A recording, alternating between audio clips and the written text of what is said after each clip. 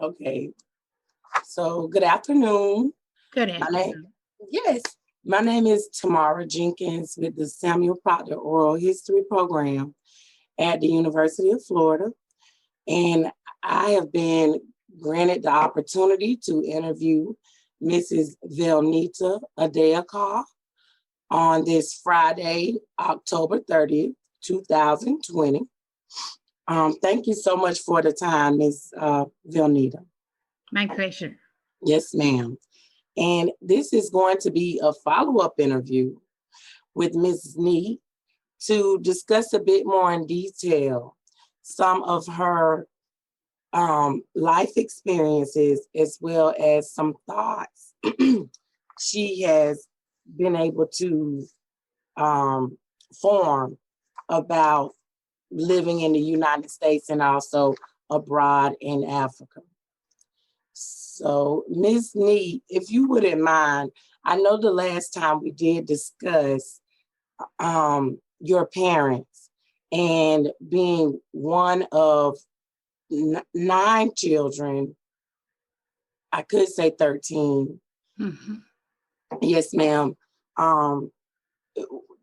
Could you go into more detail about the activities of your household and being raised with your mother and father? You spoke a bit about him and your mother being a housewife. I know that's not the proper term for it. But could you share some of the things that that was instilled in you? Yes. We were a very religious family. I told you earlier that my dad had a small church, and it was a part of who we were, was trying to serve the Lord and do well at school. And as the oldest girl out of 9, traditionally and actually, I helped clean the house. And I was always picking up after people. Even to this day, I'm always picking up after anybody in the house. And if you left something in the wrong place, I'll come by and pick it up. So that's the way it was. Even to the point of, I laughed it with my brother on the phone the other day.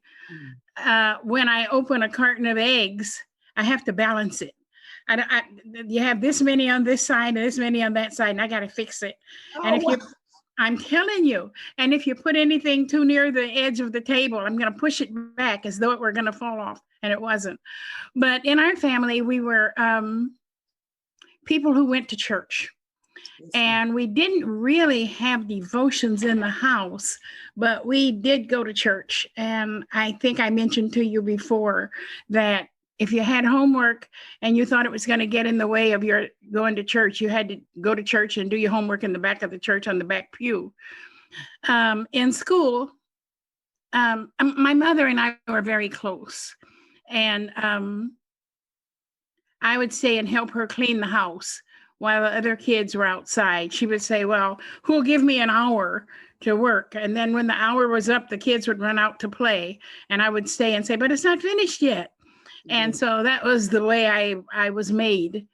We would sit and sing church songs together. We would start from the beginning of a little songbook, and we would go all the way through to that songbook. And I have in my piano bench and organ bench, I have those songbooks because they were so important to me. I like to listen to the internet now to people who are singing the old stuff. Yes. I like that. In school, extracurricular activities in my Black school were not many. I was very young. I was 6th grade finished when integration came. Yes. But I did have a 6th grade teacher. He was the only man teacher I had there who had a camera club. And he would take pictures. And since we're talking in the old days, you can realize that you were still developing film in a dark room with formula. And so he would do that and gave us some pictures of ourselves. And I was in a glee club, and I really liked that. A white teacher would come. You call them an itinerant teacher when they don't stay at your school, but they come just on certain days at certain times. And Miss Joyce Wentz would come, and we would sit Indian style on the floor in the small cafeteria. There were two. And she would play music. And that was the first time I had heard classical music, because my family was not classical music inclined. And I really liked it. After I had gotten married to Mike, he had a collection of classical records, because I lived in the day of vinyl records. You'll understand that. And I really liked it. All the time that I was carrying out my first child, I listened to classical music constantly. But we didn't have a lot of extracurricular life. I read a lot, and I taught children's church from the time I was 12. And I wrote. I have a lot of writings. But that's about it. I mean, I didn't go out for sports. I was what you would call a very limited person, if you want to put it that way. But I was happy.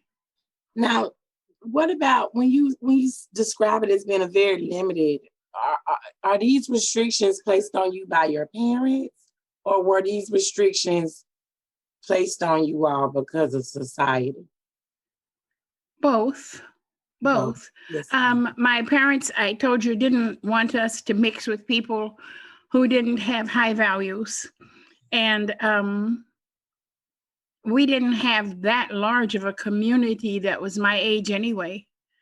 And I wasn't really interested in sports. Even till today, I'm not. So that makes me, if you want to use the word limited as I have, I was happy in my own world. And it wasn't like everybody else's world. Understandable. Yes, ma'am. Okay, so Ms. Neat, we can transition over to your high school experience of the integrated high school. Now, were you lucky enough to actually be graduating from the middle school and transitioning over to high school? So you were going to have an adjustment in either way of going to an all-Black high school or this new mixed high school? Or were you like jolted out of what you had already known? And that's pretty much it. Our Black teachers in elementary school, when we were on the verge of leaving the Black Lincoln School, they told us, "You're not going to go down there and embarrass me. You're going to learn this." And they took it very seriously that we got good education. That doesn't mean everybody wanted a good education, but I did. And when I went to 7th grade in the integrated school, it was different. That's for sure. We changed classes. Whereas when we were in the Black school, we were in one room, and we didn't have different teachers coming into the room. Yes. So it was different to go to junior high. And the teachers were white, and we had all Black teachers before, except for the itinerant teacher that I told you about that taught music. But when we went to the integrated junior high, the Black teachers were not transferred with us. And so our first grade teacher was who Black Atchison respected very highly, because she lit the fires of learning, as I have told you. And she was somebody that I respected. And they gave her a study hall. And we figured that was a waste of a talented person.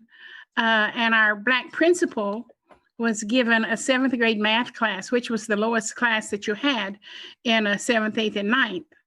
And the other teachers did not come. As far as I know, they were simply not hired. So it was sort of an integrated system and sort of not. Yes, ma'am. That's exactly what that sounds like. Yes. Now, how was life in this integrated school? What was that experience like? You say that at the all Black school, the teachers really were placed the importance on in education. Yes, that's true. Did you all receive the same, or did you feel like you received the same emphasis, instruction, and things along those lines from the new teachers? I thought that they were very qualified teachers, Okay. but I don't think that they were all open to integration. I think that we Black children came and they dealt with it, but it was possible that I could raise my hand and not be called on. And that would hurt my feelings and teach me not to raise my hand. But I did listen and pay attention, and I did very well academically. But one story that I can tell you that's not pretty is that when I was in ninth grade, I thought that everything was going along with my being a good student and she's being a good teacher, until one day, one teacher asked me if I would stay after class. And so, of course, I did. When everybody left, I went up to her desk and she asked me if I would come over to her house and do some cleaning. And it was very much a disruption of an otherwise healthy teacher-student relationship for her to see me as a Black maid. Mm-hmm. I had wanted her to continue to see me as a student who was doing a good job, and I had no idea that that's what she wanted to talk about. Wow. Yes, ma'am. She must have noticed the meticulous nature about yourself, like you said. I think she noticed my pretty color. Oh, wow. Yes, ma'am. Yes, ma'am. That, of course, is really it, which is so unfortunate.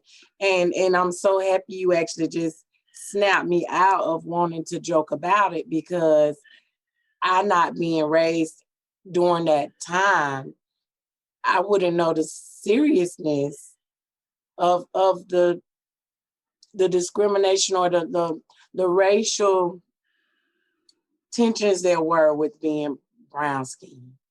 Yes, I had given her no reason to think that I was looking for that position. Right. I was just doing my work.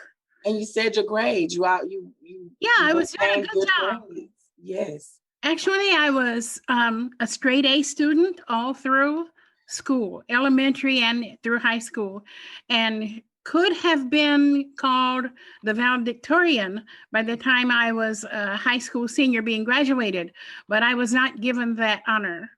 And my daughter still complains about it. She's in her 44th year and she still says, well, yeah, but they didn't let you be valedictorian. But it's okay. It's over. And yes. So, Miss Neat, you never did have to work when you were in high school. I had a little babysitting job one time. Okay. It lasted for a summer, maybe 2. I don't remember. It was 2. For the chief of police, he had 2 little girls, and I babysat for them full time every day in the summer. Oh yes, yeah. Okay, that's really interesting to hear. Oh, well, actually, you said it was during the summer. It was. So it wasn't during the school days. Yes. And now, Miss Neat, what about with your siblings, like your sisters?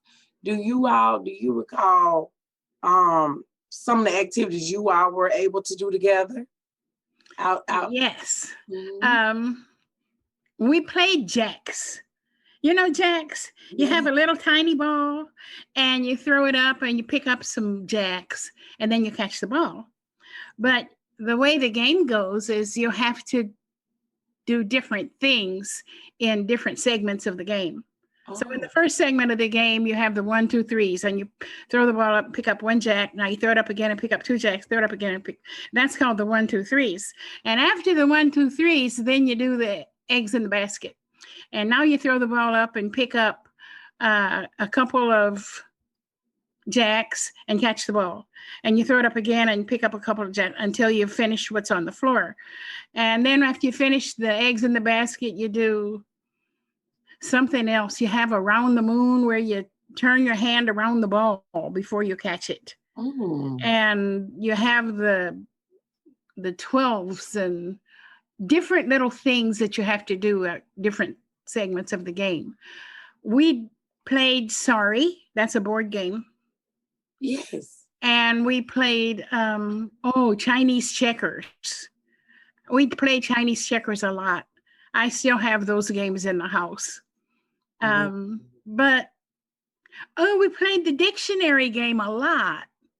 You say, the caller says, I'm in the M's. And then the caller gives a definition from the dictionary. And then the first person who can say what that word is gets a point. Wow. So we still play the dictionary game sometimes at family reunions, but some of us were better than others at it. But it was a fun game. That is a new game to me. I guess that's the equivalent to our Scrabble now, but yours was a lot more intricate and educational than our Scrabble game. We play Scrabble now, but we didn't play Scrabble when I don't think we had heard of Scrabble then. Yes, ma'am. I believe that. I was just trying to compare in my mind what that would equivalent to with what I play with my siblings. But that's a pretty interesting game, the dictionary game. So that's really nice to hear. Oh, and we would harmonize. Oh, we loved harmonizing. Daddy would say, Daddy supposedly had a severe tenor. Don't ask me what severe means, but that's what we called it, a severe tenor. And he would teach us how to sing in parts. And we did that a lot. And we did it without Daddy after we had really got the hang of it. And we could find our parts without him after that. And so sometimes we would go and sing in Black churches, just our family, the kids of the family. Oh, now that is nice. So is this travel by car or is it travel? How is it far distances? No, it would be inside the town. Okay, yes, ma'am. And so we probably went in the car. Okay, yes. So let's see, Miss Neat. Then if we transition from there, your high school years, that would bring us over to your college years. And you could start us off by reminding us about the unfairness again that you experienced with your scholarship. Oh, well, I told you last time about the school counselor in high school, and I did not have preparation for what I should do. You see, my grandsons, the school they went to and are both graduated from now, their school counselors were many per grade level, and it was a very high-class school for them. And the school system would research the colleges that were going to fit the child because they knew the children so well. Nothing like that happened with me. I didn't know what to do. I knew I wanted to go to college, and my Uncle Jess had told me that when it's time for you to go to college, I'm going to help you out and give you some money. Mm-hmm. He was a truck hauler, hauled rock. And when I always believed he would, and I thought I was going to get to go to college because he said he was going to help me. And that was good that I thought so because I was prepared for it academically. But when it came time to go, he gave me $3. And I was shocked. And I went home and thought about it. But I talked to the school counselor after having considered it for long in the library. What shall I do? And I thought maybe he can tell me because my parents wouldn't know. And he told me that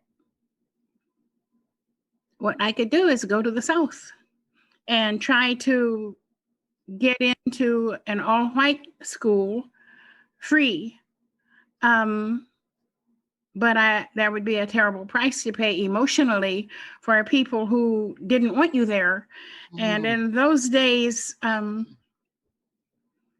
people had turned fire department hoses on Black children even who were trying to go to an all-white school because there was not integration in the South. And I think the law said that you have to do it. But when you have a law, the law often comes after the crime. First the crime, and now we're going to say, well, we better make a law about that. But that doesn't mean people are going to live by the law. They don't always do that. And they have historically, and in my time, fought against it very much. So I told Mr. Soph, the counselor, that if that's the only way I can get to go to college, I might do it. And I knew that it was going to be something that you don't know how you can handle it. But then my high school, my 12th grade English teacher, she was white. She talked to the Catholic sisters about me and said what a good student I was. And I don't know what their relationship, how she ever came to talk to those sisters and Sister Scholastica and all of them. But I wasn't Catholic. And why they talked about me, I don't know. But she told me later that they had talked about me. And I took the standardized exams, the SAT. I don't know if I took the ACT or not, but I still have those papers. And they accepted me for a scholarship, for the Mother Lucy Scholarship. And I also got the W.E. Gray Scholarship from the Black community, which was infinitely less than the Mother Lucy, because that one was a recurring one. That was a full ride, not with dorm. But that was okay, because I had a car. I told you about my car. Yes. The car that Daddy would put together. So I went to college, and I felt like an experiment was being done to see what would happen if you put a poor Black person into opportunity that you didn't really have the social background for. And so I was different. They didn't have many Black people, and I was Protestant and they were Catholic, and they would go to Mass every day, and I didn't want to go to Mass, but I went sometimes just to see what it was like. And some of the teachers were very nice, and some of them weren't. Some of them weren't, and I didn't know why you wanted to be a Catholic nun if you didn't have a good heart, but some of them didn't, and some of them did. One of the sisters, Sister Scholastica, and I really bonded. And when I came back from West Africa on a vacation, I took a baby to show her because I liked her and she liked me. And it was sorry? When you returned and were able to visit Sister Scholastica, what would that have been at? That would have been at about the 13 or 12-year mark? Of what? After, from your return from Africa, you were there for... Oh, no, I came back and showed her my baby. Oh, okay. I came back, I showed her my first baby. Oh, before, okay, yes, ma'am. Okay. I did come back for vacation. Yes, ma'am. Not super long, but yeah, I would come back sometimes. And I would come back for the family reunions. We had family reunions. We had to promise my mother that we would always meet a minimum of once a year. Wow, yes. That is beautiful. So with the family reunions, how were those organized for your family? Because you all aren't together, right? You had to come from different places. And I came from the farthest away when I would come. But we came from Omaha and Denver and Kansas City and California and Florida. We came from different places. And it would last for a weekend. And we would meet at a city park. And we would make engagements for our hotels. Some of the people who lived in the Northeast Kansas, Atchison, Kansas, some of them could house some of us, but we were too many to house everybody. And so we would take some hotel reservations, and we would eat, and we would pray, and we would sing, and talk about everything that's been going on.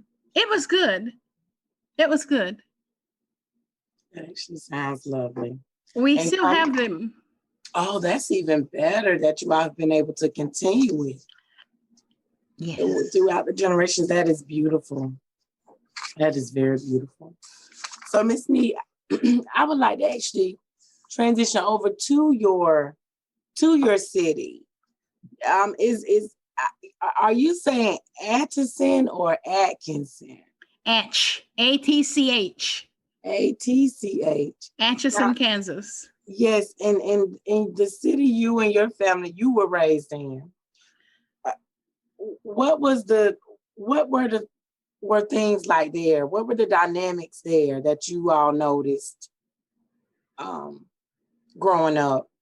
Like the shopping centers, they're separate. You discussed before about there being the Woolworth where you couldn't purchase from the counter, but you could purchase clothing or articles other than food, right? Woolworths was not a food store. Woolworths was like an early days Walmart in its things that it sold. But it wasn't nearly the size of a Walmart. But they had a lunch counter. And at the lunch counter, Blacks could not sit down there. And I had told you earlier that the attitudes that had been built up in us were such that I didn't want to go to the side of the store where the lunch counter was because I didn't want anybody to think that I was considering sitting down there. It wasn't like you were trying to change things. It was like you didn't want people to think you were trying to change things. That's how bad it was. So I didn't want to buy things that were near the lunch counter. But we had one street called Commercial. They still have Commercial Street. And that's where the downtown stores were. And you could go into them and you could buy things in there. But I didn't go into some of them because certain stores were too costly for our abilities. Yes. Yeah, they were. I couldn't go to Hillegoss shoe store, but some Black people did. Then we had a flood. I think the flood was about 1955, and it ravaged downtown. And downtown was so demolished that federal aid was given to the business people. And they reconstructed the downtown and turned it into what they called a mall. And so they closed off the street to commercial vehicles. And it was, the street now was the mall. You haven't seen that kind of thing in Houston, but that's what they called the mall. And so you still had the shops on both sides of the street. And it was just for pedestrians to walk through. Oh, that's an interesting setup. I think they're coming out with a new model of something like that now, where they're blocking off roadways. Is that right? Yes, but it's up north. It's up north, and something similar to that, but I don't even think it's dedicated or designated solely for storefronts, but more so just an area where they are restricting vehicles Okay. that at one time were allowed there. Mm-hmm. Yes. Okay. So let's see, Miss Need. Okay, that's a pretty interesting reflection of, activities you all were able to do in the community. So at this point, you transfer to college, utilizing your degree, and then let's go there and discuss that experience. Utilizing my degree? No. Scholarship. Thank you. Okay. Yes, sir. Thank you. Because we were so many kids in the house, you couldn't study in the house. I mean, you can imagine what I'm saying. The house was busy, all the time busy. And church people would come to our house, and you didn't have the environment for studying. So I would go to the city library to study, and I would go to the college library to study. When the college library would close at 9, then I would go to the city library for another hour. And what you didn't get done at the library, you weren't likely to get done. But I liked it. It was a peaceful environment at the college. The 4th floor of the building, you could hear music. You could study out in the hall at tables, and you could hear music. And there was a building called St. Cecilia's, and that was a patron saint for music people. And the music from St. Cecilia's would waft into the hall of the ad building. And it was very comfortable. There were actually 2 East African girls who were there at the same time I was. And only 2 other African American girls were there in the whole college, other than myself. And so I would work up there too in the daytime when I had a free time. You had to take 18 hours of Catholic religion to get your degree. And if you're not Catholic, you got to take it anyway. You want the degree, you take it. So I have a whole lot of religion classes. Yes. I took an English major, and I would. Excuse me. Could you name the college again for the record? Yes.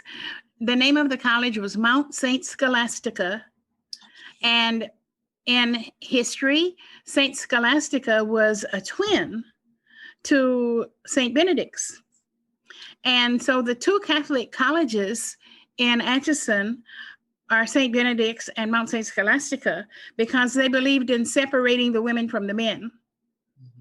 My husband was from the men's college. So that means that there were still some social activities between the 2. Yes. But I didn't go to them. But the 2 colleges were still there. So Mount St. Scholastica merged into St. Benedict's. And now there's only 1 college. But when I was going to school, there were 2. And now the 1 college is called Benedictine. Okay. Yes. So with that, Miss Neat, with there being a girls and boys school, what were your instructors? You did mention you had nuns as your teachers, so did they only have the females at the female school and then the male teachers? That's right. Okay. We had, Mr. Baumgartner was the chemistry teacher at our school, but he was the only man that I can remember being a teacher there. Yeah. And the nuns were still wearing the habits in those days. Now they don't all wear the headpiece and the habit. But in those days, they did. Wow, so it was very traditional. Yes, it was. Yes, ma'am. It was. So, Miss Nee, after college, let's transition over to life after college for you. Where should we start? Well, we lived in Kansas City, and we left the United States from Kansas City. And we married after college, and we both got degrees, Mike and I. And we saved up our money to buy the tickets. Yes. Because when we went there, we were not going to have jobs. Mike had come here as a student, and his plan was to go back after he got a degree. And so we saved up our money and we went back. But by the time we got back, we had 2 kids. And so I got a job working for the United States Post Office in Kansas City. And that post office paid as well as somebody who had a college degree. So it was a good job. And I liked it. I worked at night and slept in the day. But it was fun because almost everybody there was Black. And it was Kansas City Post Office. And conveyor, you sat in front of a case, a big case made of wood with pigeonholes. I guess you must have had about 50 pigeonholes in the case. And you had a high stool that you sat on in front of your case. And you were a whole line of people sitting in front of cases. And at the bottom of the cases ran a conveyor belt. And you had red and blue sections. And somebody would get on the microphone and say something like, Pennsylvania on the red, Kansas on the blue. And you would reach into your case and pull out the mail that you had sorted into those cases and put on the belt what was called for. So you were working alone, but the people who were sitting next to you were talking and laughing, and everybody was just having a good time. And we were getting the work done, but the environment was fun. And so I did that and saved money. And my husband worked at Menorah Medical Center while we were saving money. And when we went back, we started off on the train from Kansas City to New York. And I had never been to New York, but we did that. And when we got to New York, we got on a plane. And when we got to Africa, my husband's father had passed while he was still in college here. So when we got there, his uncle, his mother's brother, met us and hugged me up and said, I've come in the place of your father, talking about my husband's father who was late. And truckloads of people had come to the airport to meet us because he had been gone for some 6 years or so. And they were glad that we were back. And we went to Papa Reverend, that's the one that I said was the brother to his mother. And Papa Reverend had a big church at Tinubu Square. That's in the very heart of this town. And so we went from the airport to his manse and where he lived, and had devotions, a big party to celebrate our having come back. And the truck was so full of family, or maybe more than one, huh? I'm okay. The truck was so full of people. Somebody came and took my baby, my son that was 4 months old, and all in the joyous occasion. And I didn't know anybody from anybody else yet. I'm just coming there for the first time. And my baby was gone. I was so upset. And I was saying, somebody took my baby and I don't know who it is and where my baby is. And it turned out that it was my sister-in-law. And we rode back to the manse for this church service to thank God for his safe return and all that. And I was very tired, and I had already sent money there for a flat. That's what you call an apartment in British English. So we had sent money for a flat so we would have some place to go to.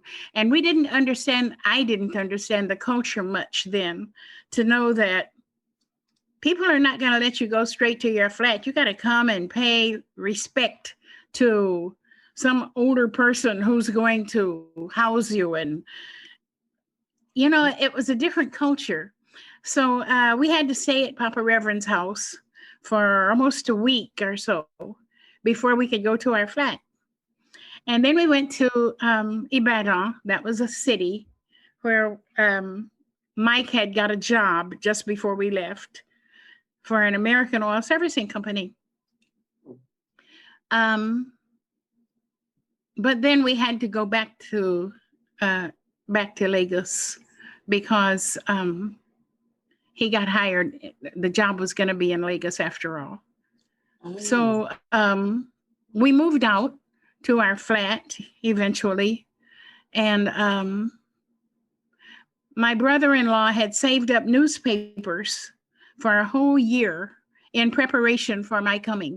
So because I said, I want to know the historical attitude. I want to know, is this country going to like Americans or they don't like Americans? Mm-hmm. So he saved up all those newspapers so I could read and see what was going on and what attitudes were like. And so I appreciated that a lot. I read them all. We had two little kids, a 2-year-old and a 4-month-old. That was, Remy was 2 and Femi was 4 months. And we had a coup d'etat. After we had been there for a year or less, the government was overthrown by the army, and they killed people out of their high positions. It was a tribal thing. When Britain had made Nigeria a colony, Britain wanted something. They wanted commerce. They wanted the Nigerians to provide food to export. And they made them sell it only to them. You couldn't sell it to France or anybody else, or else that was going to be a crime. And they claimed that they had brought Christianity to Nigeria. And so commerce, Christianity, and what was the third one? I can't remember right now.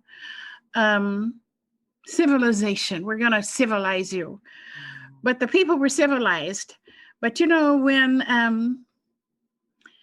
when people came to the U.S., they were going to civilize the first Americans too. And the first Americans thought they were already civilized, but civilized in the way that we call it. So we got there, and of course I wanted to find a church, and I thought, oh boy, I don't know. I feel like I'm going far away from God now. I feel like the United States is the center of being, and here I am far away from the center of being. And I found out that that wasn't true at all, that God was there with me. And I liked it a lot. The coup d'etat did not affect us personally because we had sense enough to stay in the house.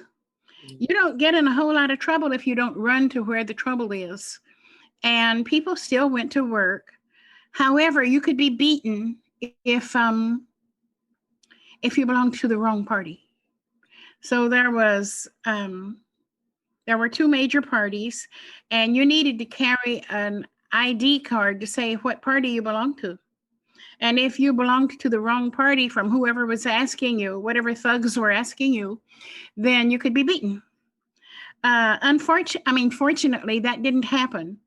I wasn't working yet, but Mike was.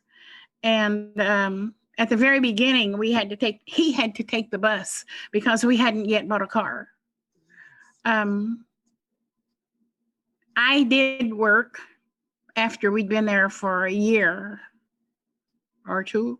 I don't remember what, but I worked at the American International School as a teacher. And my husband worked for an American oil servicing company. And those were the people who actually brought us to the US. We could bring any furniture or any possessions that we had at company expense, and our own tickets also at company expense.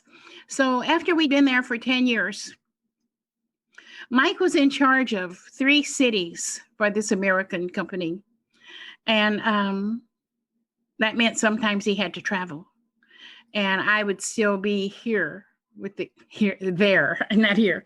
I would still be there with the kids. And at one point, the company said that they were going to close down one part of the company, and he could go to another part of the company, or we could go to Houston. And Mike came and told me that. And I said, oh, let's go to Houston. We can stay there for a couple of years. And I've never been to Houston before. And we'll go there and I'll put the kids in school and it'll be a holiday for us. So we did come, and they put us up in a hotel until we could get our own apartment. And we stayed there. They said, we'll pay for it for 6 weeks while you're looking for an apartment. So it was all such a new situation for me that I said, I'm tired of eating 3 hotel meals a day. And they were all formal meals and sit down and dress up and have the full course meal. But I wanted to have, this is crazy, I wanted to have some cinnamon rolls and milk because I didn't have any cinnamon rolls and milk in Nigeria. So I wanted to do something that was less formal and fun. And so I said, we can find an apartment before 6 weeks. And we did. Mm-hmm. So we did. And we moved out of the hotel. And till this day, when I pass by, it was Sheraton. Then I say to my kids, if I have any of them in the car, this is where we came straight from the airport when we got to Houston. Oh, wow. Yes. Yeah. Yes. But we did find a house. We stayed in the apartment for a little bit. And we wanted the house then. And so we got a realtor to help us find one. But I was teaching. First, I went back to school. And when we came back, and that's when I got the master's. We came back in March. And by the summer, I was in school. Oh, and yeah, I went for it. So was that planned? Did you all already discuss that before the move? Or did you just... Did we discuss that? Kind of. Back to school. Kind of. Yeah, well, he wasn't against it. He isn't the kind of person who feels threatened if the wife gets educated. He's not like that. So I did go back to school, and he helped. He and my first daughter was now 13. And in the daytime, Mike went to work for the same company he had been with before. Mm-hmm. And when he came home, then I went to school. So I went to Texas Southern, which is an all-black school, college in Houston. Texas Southern was originally formed before integration. And then once we got integration, Black people were proud to have a Black school and kept it Black pretty much. You would see a few Hispanics there, but not significantly so. So I went there, and life was still good. But Mike and my daughter Remy took care of Lisa. Lisa was born in Nigeria. And so she was 3. 3 years old. She was 3 when we came, and I had wanted her to have American citizenship because, of course, you want to have American citizenship. I mean, you don't have to explain it. But when I went to the immigration people in Nigeria, they said, "Oh, yeah, it's her. She can own it, but she can't claim her citizenship until she's physically present." So as soon as we got back, I ran down to the embassy and said, "Okay, look, here's Lisa. She's here." And they said, "All right, no problem. But we'll call you." So she was 6 years old before they called us. And they had the most beautiful ceremony. There's something called University of Houston, and they had the Fred Hines Pavilion, which was a huge gymnasium. And they put desks out on the floor, and they had judges out on the floor, and they gave us a cultural presentation from many countries, dancing, all kinds of cultural arts that you could have imagined. And I thought, oh, I didn't keep the kids out of school. I should have kept them out of school so they could be there for that. And that was when Mike got his citizenship. Yes. Oh, wow. Yeah, Mike got his. In fact, you had to take a test for citizenship. He was not a citizen of the U.S. when we left.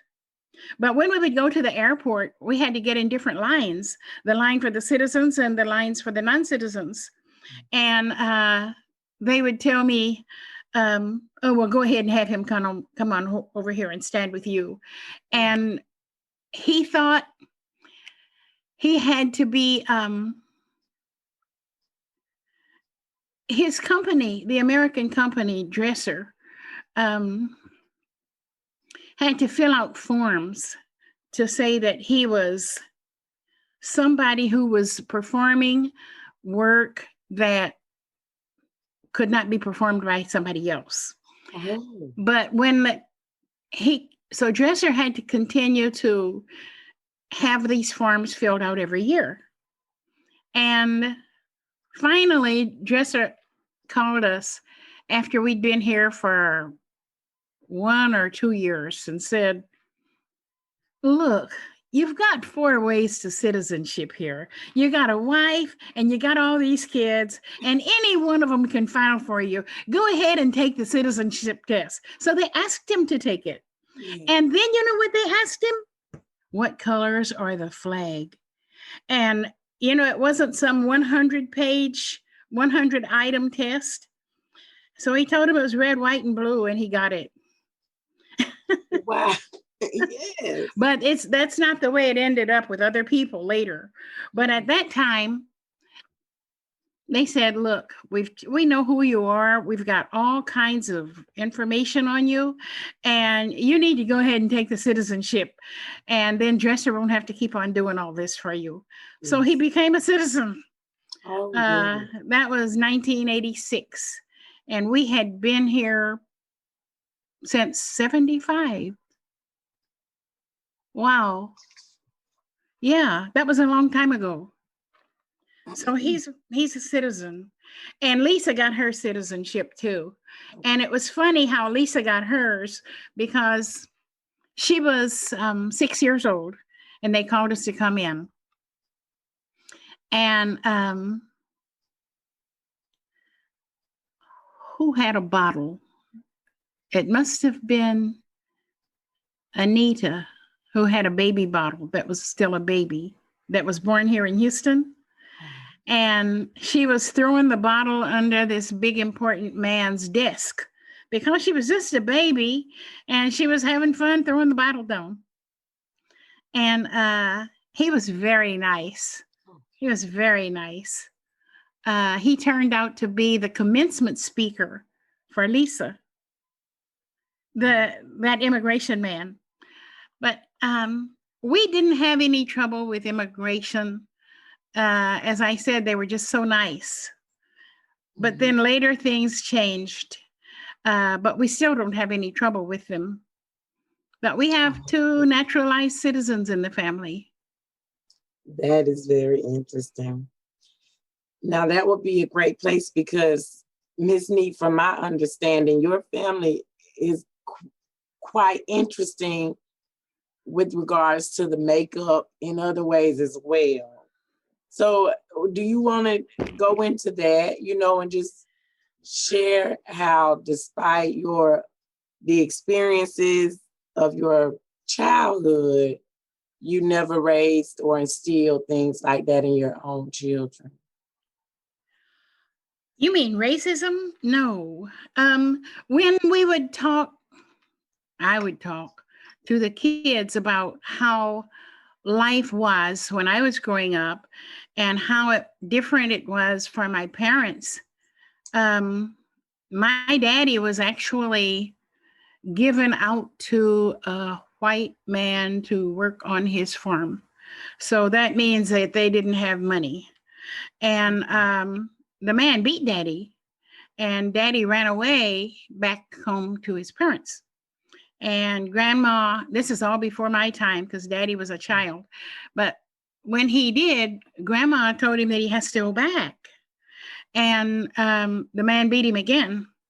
And daddy ran away again back to home. And then grandma didn't make him go back anymore. And my mother, just to tell you what times were like, and my dad was not employable as a Black man for a long time until he got to be, I guess he must have been, I'm going to estimate, maybe about 18, 19, something like that. There was some government program called CC Camp, and they would take young men, not just Black men, but young men, because the war had put some bad depression into the country and there was no work. And so the government created work for them. And my daddy learned how to do stuff with his hands. He put in plumbing in our house. He put in the water lines. He put in the gas. He laid the sidewalk. And he could fix cars. He was a master mechanic he worked for the Leavenworth Bus Company, which was 24 miles from Atchison. This is after you became employable. And he worked for the Missouri Pacific Train Company, and he could put trains back on tracks. I never asked him how he did it, but they would send him to come to Falls City, Nebraska from Atchison, which was not more than 100 miles away, if that. But he fixed buses and trains, and I told you that he could put a car together. And that was how I was a day student at Mount St. Scholastica. But he could do stuff. I mean, he could. When he worked at Missouri Pacific Shop, they had some bags of grain in some boxcars, and he had to sweep them out. They wouldn't call him a mechanic because they weren't going to pay him a mechanic wage. And they would bring in young white men and tell daddy to teach him how to be a mechanic, but they wouldn't call him a mechanic. So he trained mechanics, and then they would make them his boss because they were white. So with the grain bags that would break open in the train cars, daddy would sweep it up, and rather than throw it away, he would bring it home and feed pigs. So he raised some pigs too. And one time he tried butchering, and he butchered and got pork chops out of the pig. And we were surprised, but I don't know, he was pretty smart. He only got to go through 8th grade because he had to work to support his family when all the young brothers of his, well, they were older than he was. Daddy was next to the baby. Uncle Monroe was the youngest of all of them. And Uncle Monroe lived with us when his wife left him with 7 kids or something more than that, maybe. And he became very disoriented. He wasn't insane, but he was disoriented. And he would live for months with us. He would just show up out of the blue and stay with us until spring. And on any first spring day, he would just disappear. And he was just gone. And he lived like a nomad when he would leave. And then he would come back when fall came. So he was a part of our family. That was Uncle Mun. But that was a part of our life. And he was always welcome when he came. Mama would say, "Mun, what good wind blew you in?" And he was there. Yeah. But that was their life. Mama's life was different from Daddy's. She grew up in a more sheltered, caring kind of home. Her mother was dead when she was 6. And so she grew up living with Aunt Bess and Uncle George. And she said that they were so good to her, but she still felt like, what would it be like if she had real parents? So her mother was dead, and her dad was a career Army man. And there's a story about his mother. His mother was half white, and Grandpa looked like he was white. And his mother was shot to death by a firing squad. Wow. Yes. This I think is your grandfather's parent. Yes, his mother. Yeah, she was shot. And I asked him about, he lived with us for a little while too. After I was about 15, he was with us for a couple of years. Yes. And I asked him to tell me about his mother. And he said, "Oh, don't ask me that. Oh, don't ask me that," because it was painful to him. And so his mother was the Black parent. No, his mother was half white. Oh, wow. I think that's how she got. Shocking. I think that's how she got killed. She had a boarding house, and I think she had white soldiers who owed her money, and I think she must have demanded it, and she got shot.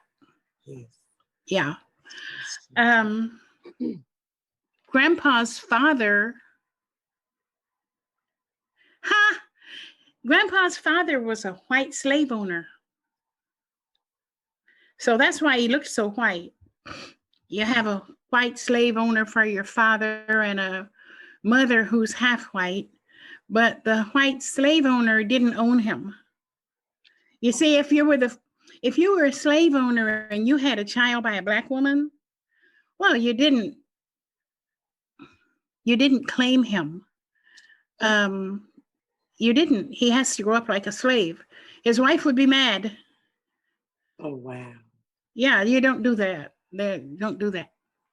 So his birth certificate says that he was the son of his mother's husband. Really? Yes. Oh, her actual husband. Yeah, he says it was a Black slave as well. That's why his last name was Showman, because that was the name of his mother's husband, John Shellman. Yes. So you have false records. Mm-hmm. His real name would have been Rice, who was a more famous, renowned man, but he couldn't say that Grandpa was his son because your wife won't like it. Mm-hmm. So that's how that went. But But my mother grew up then without her father and mother in Uncle George and Aunt Bess's house. And she said they were very good to her. And did I end up on the question that you asked, or did you ask something different that I didn't answer? I think we did both veer off. That just got so interesting because you were able to go so far back with that question. I mean, with your response. Because what was your question again? I know. What was it? I don't know. It wasn't about something about my parents. Right. Yeah. Well, my mother grew up with an aunt and uncle, and that aunt and uncle took care of her 2 brothers and her 1 sister. So that would have made her a member of a family of 4 children. Okay. Who had lost their mother, and their father was a career Army man. Yes, that's correct. Okay, that's your grandfather who lost his mother as well. Oh, so that comes back. You were sharing about Uncle Monroe. Uncle Mon, right? That's who that was. Yeah, okay. We called him Uncle Mon. Okay. So that's okay. That makes sense. That was Daddy's baby brother. I wrote a story about Uncle Mon and Daddy in a horse and wagon. But that's another thing. Oh, okay. Okay. So Miss Neat, you and your husband, Mr. Michael Adeeko, had returned from Nigeria. In 1975, we came back. 75 with 3 kids. You were able to pursue your master's degree. You were able to complete it. Your husband continued working. You all purchased your home. Yes. We're still in that house. That's amazing. That's great. And then you had your 4th and would-be final child. Okay. That's right. And from there, how did you transition into your teaching career? Well, the first job I got was at Baytown, which is 40 miles from Houston. And somebody that Mike worked with put in a good word for me. And I went out to Baytown and got the job. The principal was a very fine man. He was a Christian. And I was very happy there teaching 1st grade. But there were some teachers on my team. Now, I'm the only Black person on the staff because this is a long time ago. So you kind of need to have connections to get a job in the first place. But there were some teachers there, one of whom was a pastor's wife. And 2 of them actually told me they wanted to give me some dresses. And I always dress in what you would call a classic style. I don't wear jeans and T-shirts. I wear dresses that look like church dresses, unless I'm in the house. Now, if I'm in the house, I don't dress up. Mm-hmm. But this is what you would call a church dress. And I would dress up for school and go to my little 1st grade class. And these 2 teachers who were on the 1st grade team told me that they wanted to give me some dresses. And now, if you think about it, that's kind of going to hurt the feelings of somebody like me, because I thought, why do you want to give me your dresses? I thought I looked okay. And so then they brought them to the school. And I didn't wear them because I didn't want to wear them. And then they started asking me, well, why don't you ever wear the dresses we gave you? And that made me feel like you thought that I was not okay on my own, that you have this hierarchy ladder, and I'm down at the bottom and you're up a whole lot higher than I am, that you should be. And I have given clothes away, but I don't usually give clothes to people. I would rather give it to Salvation Army and let somebody come and get it. But I don't want to insult you and tell you that I have some dresses that, and then ask me to wear them too. So I wore the dresses to school, but I was not comfortable. And now I'm 79 and I still remember how it made me feel. Why do you assume that what I'm wearing is not okay when it's very okay? But there were ways that people have had to make you feel where you are on the bottom of the ladder. And so go and do things that make them know how to stay in their place. And don't think that what you have to say has as much importance as what other people have to say. But the principal was excellent. And I have generally had the attitude that I'm going to work as hard as I can to do as good a job as I can teaching my children. But when it comes time to the faculty socialization outside the school, I don't go. I don't want to go and be with you. I don't want to do what you do. Yes. No. We used to have happy hour for the faculty at one of the schools. I don't want to go to your happy hour. What do I want to go there for? I don't drink alcoholic drinks. And there was one woman who went there and they came back and they were laughing at her saying, but this is not Baytown. This is another school. That one's right here close to my house. And they were laughing at her saying that she was so drunk that when her husband came to pick her up, she didn't know who he was. And I thought, wow. And now when you go back to school after disgracing yourself like that, people still remember what you were like when you were drunk. Sounds like she should have followed in your footsteps. With staying away from those things. I'm the misfit because I didn't go looking for socialization with people who didn't, that I didn't fit. Yes. So I would go to school and do my work. And just as I was a good student, I had exemplary, they called it clearly outstanding because you get teacher appraisals here in Texas and Houston. And I always had clearly outstanding, but I didn't go in fellowship with them.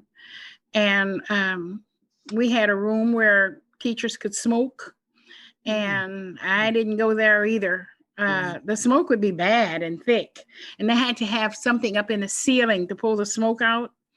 And then when the society got to the point where you don't ask people, do you mind if I smoke when you go to their house? People used to ask you that when I first came here. And you would go and get out an ashtray for people that you didn't even smoke with. And so they finally stopped having the smoke room for teachers.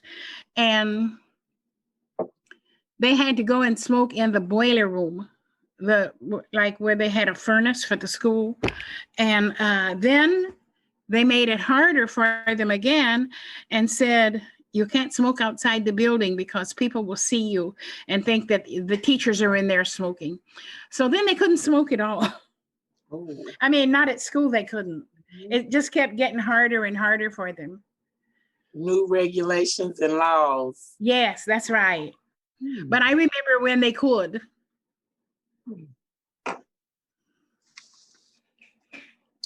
Oh, okay. Miss Neat. So it looks like you went, it sounds like you have a few details about chores and things that you did around your house with your sister. Yes, I'll tell you about that.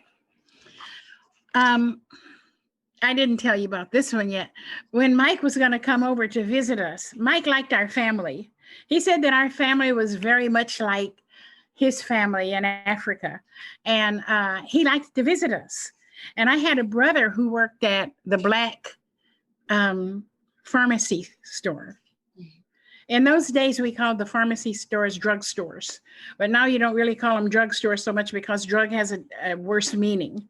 But the black pharmacy was a place that was near St. Benedict's College. That's the male Catholic college.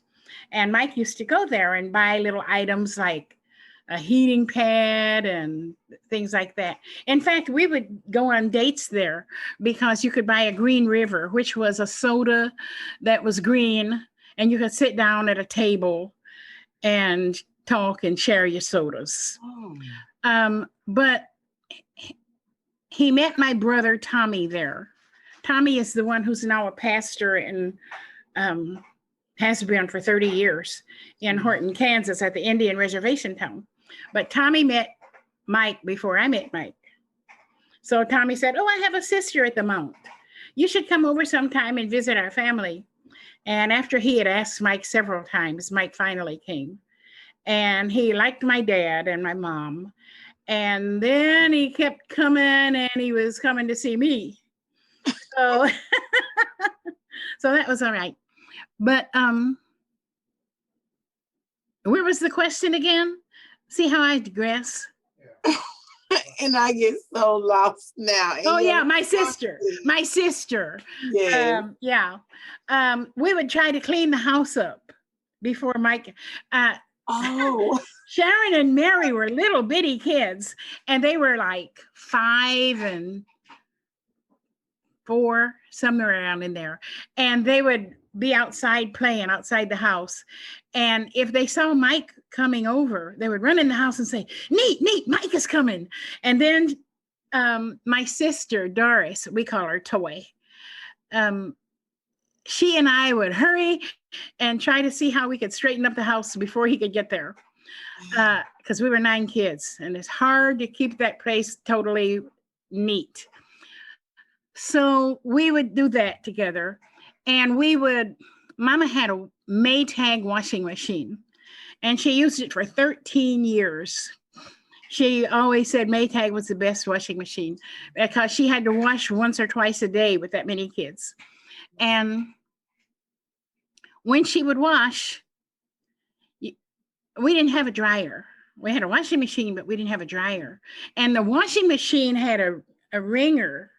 You would turn the handle of the wringer and run the clothes through these 2 heavy rubber rollers. Mm-hmm. That was the way you did. And then you've got tubfuls of wet clothes to hang out on the line. So we're in the days of clotheslines and clothespins. And I was the oldest girl, second oldest child out of 9. And right behind me is another girl, and that's Toy. So together, it was our job to pin the clothes out on the line. But Kansas has freezing weather in the winter. So if you're going to pin clothes out on the line, those clothes were freezing between the time we could pick them up from the tub and pin them onto the line. They would be frozen. And so we did that. We pinned the clothes out on the line together. And then we would go in the house and play jacks. I already told you about playing jacks and play Chinese checkers. And we were pretty good at that. But by and large, we were not, what's the word I want? We would not agree with each other because I would have dresses and I would press my dresses. So this is in the day when we still ironed clothes. I don't iron clothes now. I have 2 irons that are $100 a piece, and I don't use them because I don't buy clothes I have to iron. Why should I when I don't have to? But in those days, we ironed our clothes. And I would hang my clothes up on a garment hanger. It would be 5-6 feet long, made out of iron pipes. And it would hold some clothes. And I would put time in ironing my clothes and hanging them up. But my sister wouldn't do that. So when I went to school, she would go to the garment hanger and borrow my clothes. And then when I would see her at school, I would say, why are you wearing my dress? I told you that you should be ironing your clothes and you didn't want to do it. And Mama would not prohibit her from taking the clothes off of the garment hanger. And I didn't like that. And it would come between us all the time. But I was never able to remedy it. I mean, if I'm already gone to school, then you can get my clothes. Right. And we could wear the same size. But we did help each other when somebody was coming over. Yes, yes. Yeah. I was closer to her by birth than anybody else in the family because the one above me was male. Okay. And the one after Toy was male.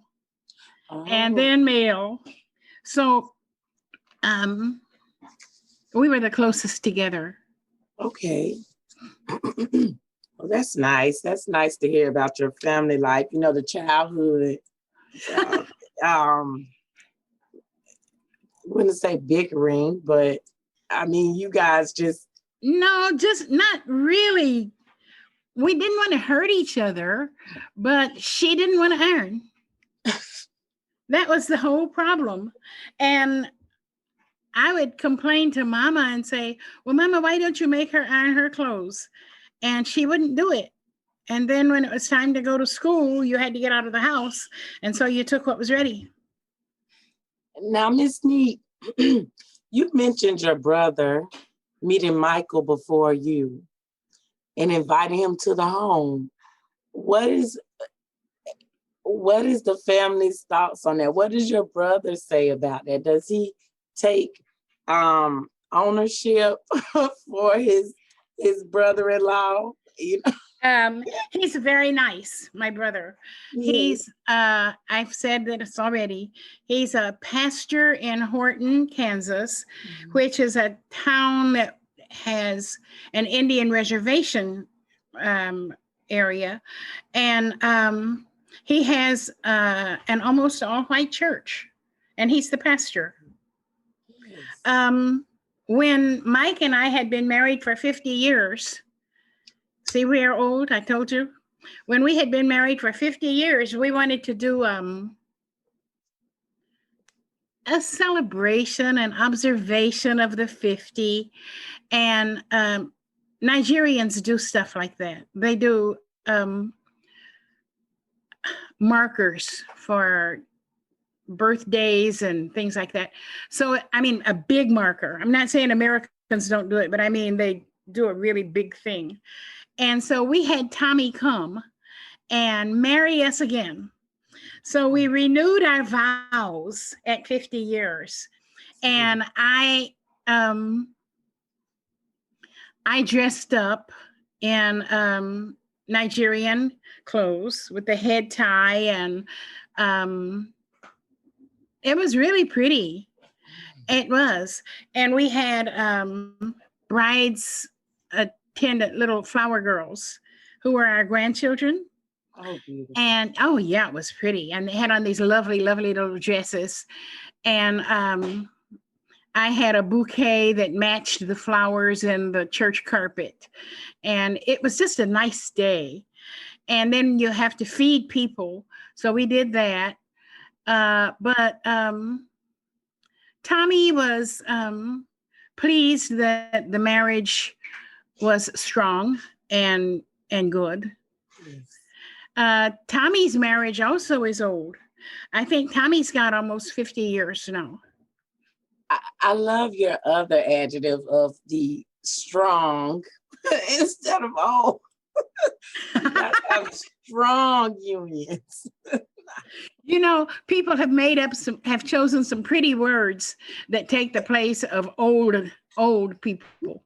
They'll say that you're experienced, you know, yes. Anything to keep from hurting your feelings. They call it being politically correct now, Miss Nee. That's right. That's right. Yes. Oh, well, this sounds really nice.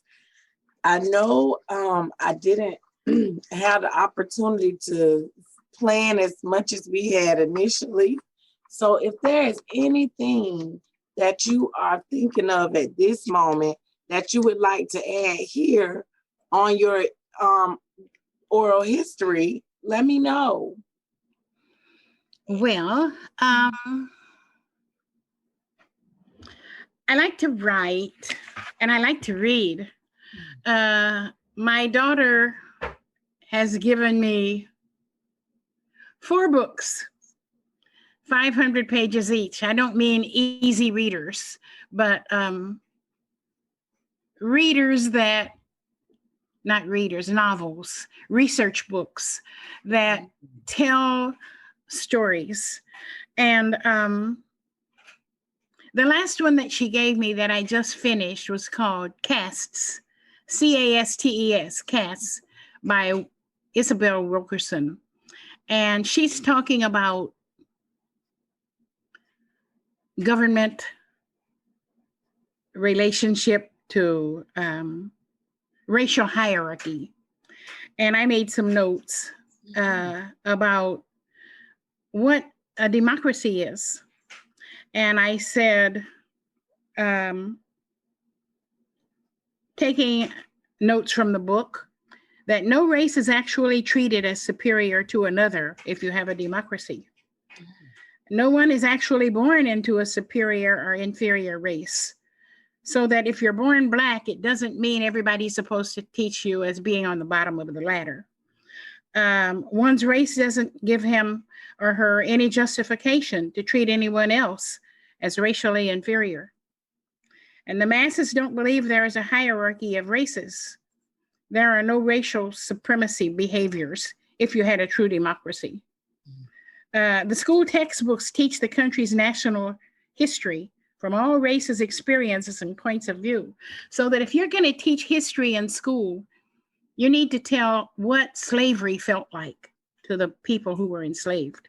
But we don't want to put that in the book because there are certain people who have said, you don't love America if you tell the whole story. No high political office entitles anyone to live above the laws that the others have to live by. So you are not exempt. Tax-supported institutions are not segregated by race, color, or tribe. The Supreme Court appointees are not to serve as life appointees and should be voted upon by the citizens. Yes. Healthcare is free as needed. Education is free from pre-K through junior college. Daycare should be free for all from birth to age 12 for working parents, because I think there are women who can't go to work because they can't afford daycare. And I think that daycare is something that would provide employment for other women, the daycare itself. And it would also free the women to work. Yes. Education, I said that. Capital punishment is banned and illegal. I don't believe in capital punishment because the reason we're going to kill you is because you killed somebody. But if I kill you, now I'm just like you are. I've done it too. So I'm not going to do that. If the government says you have to die, it's not going to be by my hand. It's not going to be by my hand. And I can't save you necessarily, but it's not going to be by my hand. I would rather say, suppose this person could serve the society in a different way. Of all the people that have been killed, I wonder what good they could have done. Einstein said, and he was Jewish, he said that if we could only have spared the lives of the slaves who were killed without remorse, if we could only have spared those people's lives, what would they have contributed that would have made the society better today? And I'm saying, in addition to what Einstein said, in addition to having helped the society, I just don't want to take life. I don't want to do that. I would rather give them some kind of work to do than to take the life. Electoral colleges are banned in democracy because a popular vote could be its replacement. An electoral vote was designed at the beginning of a country because we don't absolutely trust you low-class people to know what's good for the country. But I think that, no, let everybody have a vote. Let my vote count. Don't figure out a way to not make it count. The Electoral College has, in some case, overruled the popular vote. They've been different. And I think that they should have been obligated to vote according, but I don't think it's even the best way. I think popular vote is better. There shouldn't be any pretend false news so that people don't know what to believe. There shouldn't be false accusations and no crude name calling. That should be punishable. Gerrymandering should be illegal. You should not say, well, now this is where these are the people here, right in this area, way over here and way up here, and then call all of that a district. That doesn't make sense to me. You are artificially changing the outcome. Neighborhood, city, or county redlining should be illegal. You shouldn't tell me that I can't buy a house in this neighborhood. You can ask me to live by a certain standard. Employers should demonstrate equal opportunity in hiring, evaluation of their staff, and should have salary scales that are just, not low salary scales for women to get half as much, but as for doing the same job, no, I don't like that. Exorbitant salaries should be adjusted to reflect inherent use value and importance to the society. For example, a sportsman should not make $5 million when a teacher is making $60,000 a year. Nonsense in my book. Of course, I don't make the rules. I'm just saying that there should be some meaning to the relationship of salaries. There should be, in my idea. Policemen may not arrest, and courts may not assign sentencing with racial bias. I know a man who said, anytime a Black man comes before my bench, he's guilty. And he was a judge. Criminals who have served their time may vote. You've already paid society back. Don't take away my vote. If you think that he's not responsible, you can consider some things, but don't just make up a rule that, especially when you're going to arrest and sentence people of one race in excess of others, then don't take away my vote. I think one of the things that makes it hard for Black families or other minority families is when you lock up all their daddies and husbands, what did you expect to happen to the family? Did you expect them to be well off? Did you expect them to have two-parent input in raising the children when you've got the prisons full of millions of the Black men? Citizens may marry across racial lines.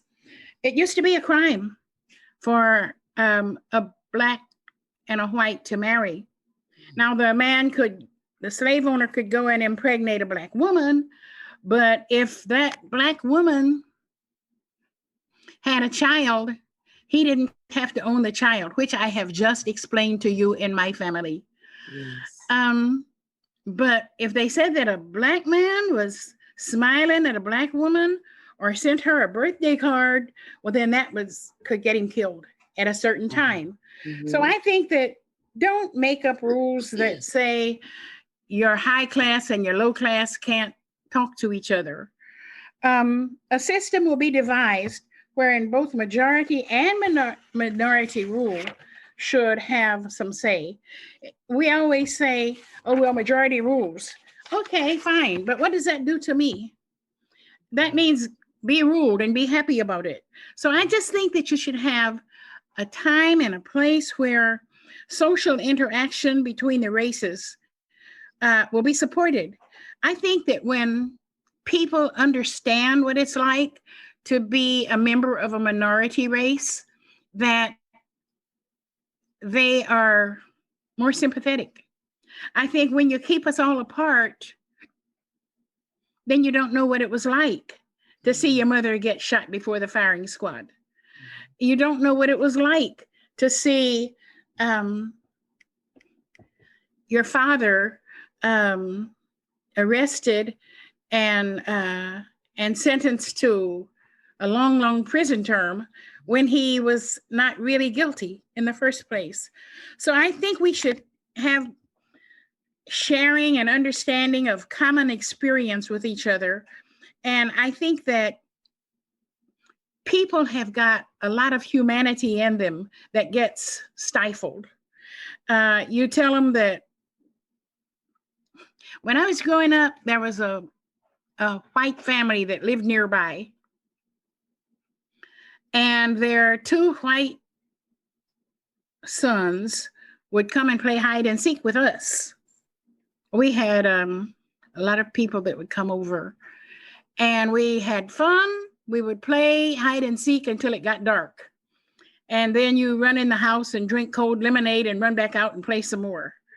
And you keep doing that, and it was really fun, and you did it every night in the summer. But then one day, they don't come anymore after they've been coming every day.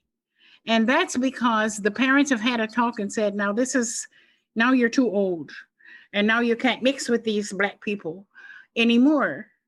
The same thing happened here where I live.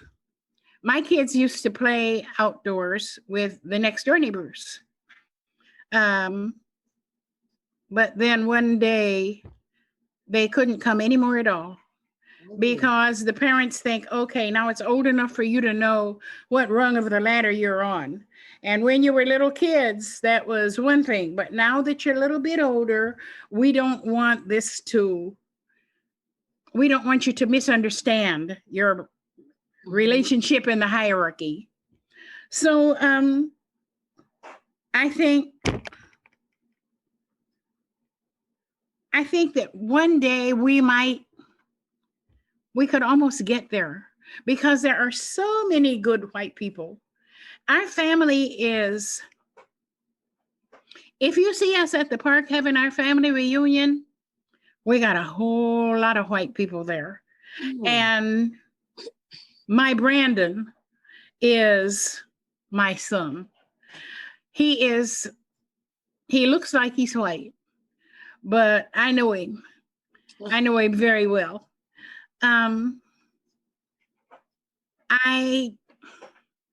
I think that we could get there if we were not taught that we don't like each other.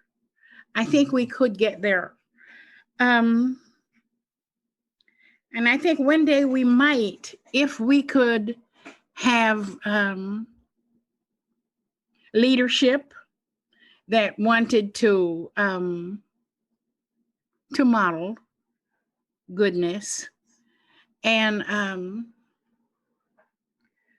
I really think that we have a lot in common, but it's minimized, and people are taught to dislike each other.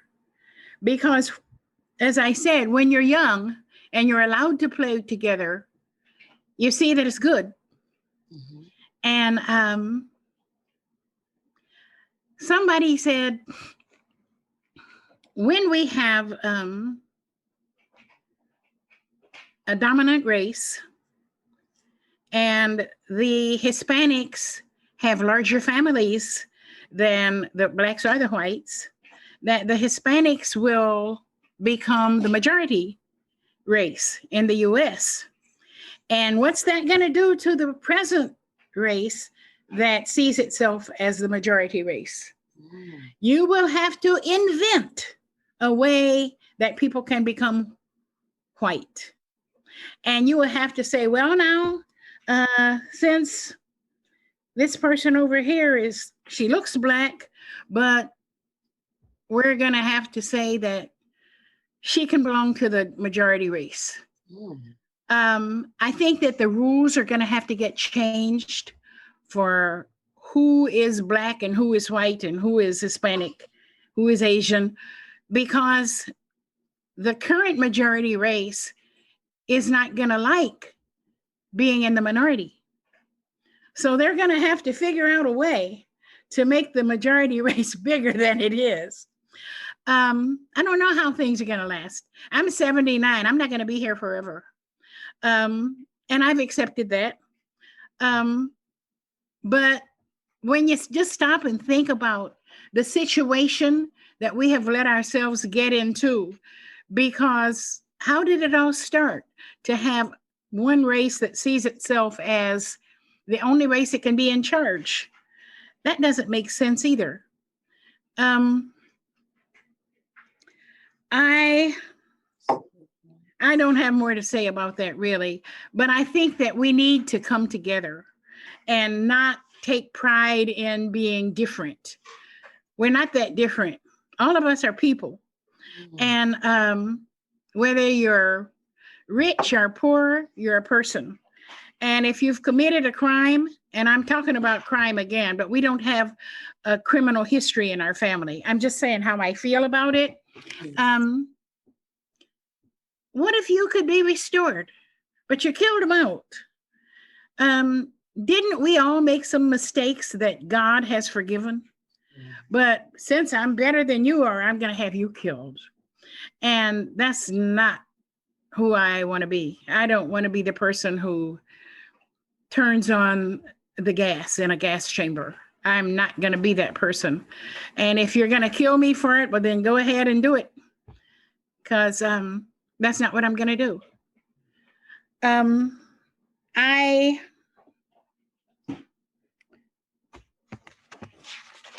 don't have really any more that I want to say. I think that I would like to look at interviews that you have made, and I will do that and see if mine is really weird. I think, well, your closing, that was so powerful.